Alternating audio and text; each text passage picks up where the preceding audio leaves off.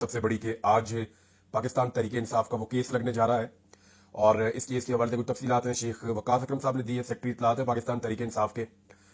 दफ़ा 200 के तहत फौजदारी शिकायत, ये जो कंप्लेंट दायर की है पाकिस्तान तहरीक इंसाफ ने कि उनके लोगों का कत्लेआम हुआ, उनके 38 लोग जो हैं वो जख्मी हैं, जिनको गोलियां लगी हैं, वो उनको लेकर आए और साथ उन्होंने बताया कि उनके बहुत सारे लोग लापता भी हैं।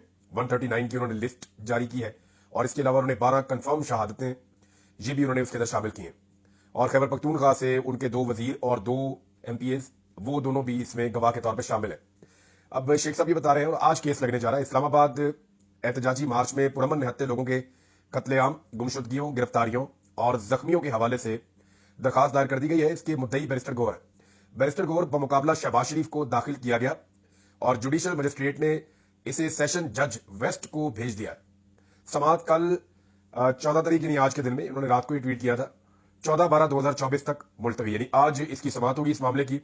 इसमें एक डेवलपमेंट और है जो पाकिस्तान तहरीक इंसाफ ने की है और ये बहुत इंपॉर्टेंट डेवलपमेंट है। ये 17 दिन के बाद हो रही है। ये चीजें पहले होनी चाहिए थी लेकिन बदकिस्मती से पाकिस्तान तहरीक इंसाफ और चक्रों में पड़ गई थी। इमरान खान साहब के वादे अहकामात के बावजूद तहरीक इंसाफ ने, हम बार बार निशानदेही करते रहे। मैंने बड़ा लंबा सा क्राइम रिपोर्टिंग की है तो मैं जानता हूं कि कितनी इंपॉर्टेंस है इन मामलों की कि आप फौरी तौर पर एक तहरीर देकर थाने में जाएं, चाहे आपकी FIR दर्ज हो या ना हो। आप CCTV फुटेज को महफूज बनाने की कोशिश करें। जो सेफ सिटी कैमरास लगे हुए हैं जिसमें हम लोग पाकिस्तान के शहरी बहुत बड़ी मिकदार में टैक्स देते हैं, ये हमारे पैसों से ये पैसा कटता है सेफ सिटी का, हमने अपने पैसों से लगाया और ये लगाने का मकसद यही था कि जराइम की रोकथाम हो। अगर कुछ गलत हो रहा है शहर में या उस इलाके में तो उसकी निशानदेही हो और उसको बतौर सबूत पेश किया जा सके। अब जो है वो चेयरमैन पाकिस्तान तहरीक इंसाफ बैरिस्टर गौर ने सरकारी अस्पतालों को भी खत लिख दिया है और जो CCTV फुटेज का और अस्पतालों का रिकॉर्ड मंगवाया ना, ये 24 तारीख से लेकर 28 नवंबर की रात 11 बजे तक का मंगवाया। लेकिन जो सानिया हुआ वो तो 26 और 27 की रात को हुआ, तो 28 तारीख की रात तक का रिकॉर्ड क्यों मंगाया ये मैं आपको बताता हूं अभी। इसमें बैरिस्टर गौर साहब ने CCTV फुटेजेस मांगी है और 24 नवंबर से लेकर 28 नवंबर की रात 11 बजे तक लाए गए मरीजों की तफसीलात भी मांगी है। अब ये 2 अस्पताल है इस्लामाबाद के, एक पॉलीक्लिनिक अस्पताल है और एक पिम्स अस्पताल है। इसके डॉक्टर ने of the record international media को और लोकल मीडिया को बताया कि उनके ऊपर कितना ज्यादा दबाव है और बहुत बड़ी तादाद में गोलियों से छन्नी होने वाले जख्मी वहां पे लाए गए थे। लाशें भी इन्हीं अस्पतालों में पहुंची थी जिन्हें बहुत देर के बाद जो मुद्दई लोग हैं, जो बेचारे लवाकिन हैं, उन्हें काफी दबाव में लेने के बाद वो लाशें उनके हवाले की गई थी। और अब CCTV फुटेज 28 तारीख की रात 11 नवंबर तक इसलिए मांगी गई है कि कुछ इतलात ऐसी आ रही है कि जो उस एरिया में कवर अप किया गया है बाद में, यानी जहां पे इस्लामाबाद में D चौक में सानिया हुआ, जहां पे कत्लेआम हुआ, वो मामला वहां पे 26 की रात या 27 की सुबह तक खत्म नहीं हुआ बल्कि ये अगले 24-36 घंटे तक जारी रहा। और शानदाना गुलजार ने क्लेम किया कि इवन कंटेनर्स के अंदर लाशें थी और एक लाश के बारे में वो कह रही है कि वो काफी खराब भी हो गई थी। ये शानदाना गुलजार का क्लेम है, सोशल मीडिया में बहुत ज्यादा चल रहा है। पाकिस्तान तहरीक इंसाफ के कुछ लोग ये क्लेम कर रहे हैं कि उनकी लाशें ज्यादा हैं। जो लोग लापता हुए हैं उन्हें वहां से कैसे मुंतकिल किया गया, कहां छुपाया गया, ये सारा राज पता चल सकता है अगर CCTV फुटेजेस 28 तारीख की रात 11 बजे तक की मिल जाए। अब उम्मीद करते हैं कि ये CCTV फुटेजेस सामने आ जाएंगी।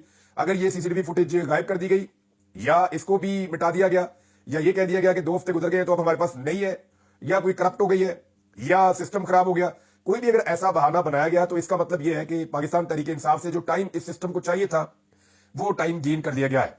बहरहाल ये बहुत इंपॉर्टेंट है, देर है दुरुस्त है, ये काम बहुत पहले होने चाहिए थे, बदकिस्मती से बहुत ताखीर से हुए। लेकिन फिलहाल पाकिस्तान तहरीक इंसाफ ने ये ट्रैक उस वक्त पकड़ा जब तहरीक इंसाफ ने पूरी कोशिश की मुज़ाकरात के हवाले से और सच्चे दिल से कोशिश की, लेकिन हुकूमत ने उनकी कोशिशों का मजाक उड़ाया, बल्कि उनको डीमोरलाइज किया। और इवन जो पाकिस्तान तहरीक इंसाफ का कारकुन है वो बड़ा डीमोरल हुआ, सोशल मीडिया पे इसका इंपैक्ट भी आया। अब दूसरी जानिब एक और चीज है और वो बहुत तेजी से दबाव डालने के लिए, क्योंकि 26 नवंबर को जो हुआ उसको छुपाना बहुत जरूरी है इस वक्त इदारों के लिए और हुकूमत के लिए। तो इसमें सहाफियों के ऊपर और जो वीलॉग करते हैं लोग उनके ऊपर और जो सिटीजन जर्नलिज्म करते हैं इस्लामाबाद में, उन तमाम सहाफियों के ऊपर बड़ी तादाद में मुकदमा दर्ज किए जा रहे हैं। हमारे एक वाहिद पाकिस्तान में सिख एंकर पर्सन है, हमारे दोस्त हैं बहुत अच्छे, उनके ऊपर भी मुकदमा दर्ज कर दिया गया। और मैं सरदार जी के बारे में ये कहूंगा, बड़े जबरदस्त आदमी है। हमारी जब भी उनसे मुलाकात होती है वो बगैर लगी लिपटी के बात करते हैं और साफ और खरी बात करते हैं, तो उनके ऊपर भी मुकदमा दर्ज कर दिया गया। अब ये पाकिस्तान को एक नया तमगा लगाया जा रहा है। जो आदमी भी उस थाने की बात करता है, लाशों की बात करता है, सिचुएशन को सामने लाने की बात करता है, या वो ये बताता है कि उस रात उसने क्या देखा, उसके लिए जिंदगी तंग कर दी जाती है। तो कत्ल तो कर दिए गए, अब कत्लों को छुपाने की पूरी कोशिश उस वक्त से लेकर अब तक की जा रही है। नाज़रीन, international court of justice Netherland के सामने ओवरसीज पाकिस्तानियों ने एहतजाज किया है, लेकिन अभी जो बड़ा एहतजाज होने जा रहा है पूरी दुनिया में वो 15 तारीख को होने जा रहा है। 15 तारीख को खैबर पख्तूनख्वा पिशावर के अंदर एक बड़ा इज्तिमा होगा जिसमें शोहदा का दिन मनाया जाएगा। ये इमरान खान साहब ने इसकी अनाउंसमेंट की है। وہاں سے یہ بات بھی کلیئر ہو جائے گی کہ پاکستان تحریک انصاف کا ورکر ابھی کہاں کھڑا ہے، کیونکہ جو کچھ بھی ہوا اس سے بہت مایوسی ہوئی، اور اس کے بعد جو رد عمل تھا پاکستان تحریک انصاف کی قیادت کی جانب سے وہ بڑا سست تھا. اس کی وجہ سے کارکن شکایت کر رہے تھے کہ جناب ہمارے لوگ شہید ہو گئے ہیں لیکن آواز نہیں اٹھائی گئی. لیکن یہ عمران خان صاحب کی کال ہے، اور کارکن عمران خان کے ساتھ ان کا تعلق کمزور نہیں ہوا. وہ ابھی بھی ایسا لگتا ہے کہ کارکن اور عمران خان آپس میں بڑی مضبوطی کے ساتھ بندھے ہوئے ہیں، ایک دوسرے کے ساتھ کھڑے ہوئے ہیں.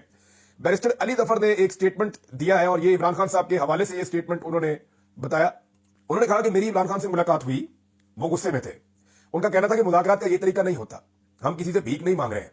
ہم پر الزام تھا کہ آپ نے بات چیت کے دروازے بند کیے ہوئے ہیں، ہم نے صرف وہ دروازے کھولے ہیں.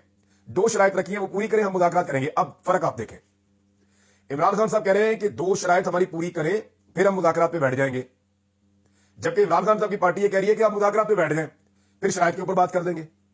یہ بہت فرق ہے. میں نے آپ سے کہا تھا کہ عمران خان صاحب نے پچھلے ویلاگ میں، میں نے کہا حفظ ما تقدم یا حجت تمام کرنے کے حوالے سے عمران خان صاحب نے جو ان کے اوپر ایک ایلیگیشن آتا ہے بار بار، اس کو کاؤنٹر کرنے کے لیے عمران خان صاحب نے کہا تھا کہ نہیں، وہ میں مذاکرات کا موقع دینا چاہتا ہوں حکومت کو، ہم سول نافرمانی کی تحریک میں جا رہے ہیں، حکومت اس سے بچنا چاہتی ہے تو 2 مطالبات ہمارے تسلیم کر کے مذاکرات میں بیٹھ جائے.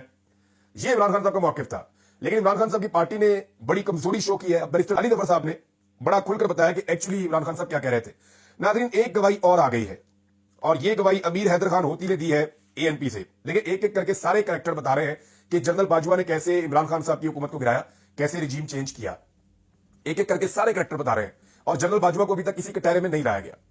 میں آپ کو بتاتا ہوں، فضل الرحمان صاحب سب سے پہلے انہوں نے بتایا، پھر PMLN کے لوگوں نے بتایا، پھر جو لوگ PMLN کو چھوڑ گئے انہوں نے بتایا، پھر پیپلز پارٹی کے لوگوں نے باتیں کی، پھر MQM نے اشارے دیے، اور اب امیر حیدر خان ہوتی صاحب نے بڑا کھل کر سٹیٹمنٹ دے دیا ہے کہ ایکچولی وہ کیوں اس کا حصہ بنے. ہوتی صاحب نے جو کہا اس کا میں مختصر آپ کو بتا دیتا ہوں. انہوں نے کہا جنرل باجوہ نے ہمارے PDM کے رہنماؤں کو کہا کہ عمران خان